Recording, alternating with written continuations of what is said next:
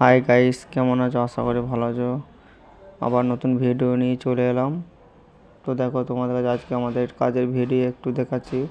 আজকে এগুলো হচ্ছে আঞ্জবিনি কালাকাদের দিল, এগুলো অর্ডার আছে, তোমাদেরকে দেখাচ্ছি। দেখো, এগুলো ওইদিকে ওয়েট হচ্ছে।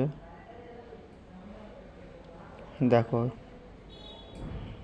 এইগুলো সব অর্ডার আছে আজকে।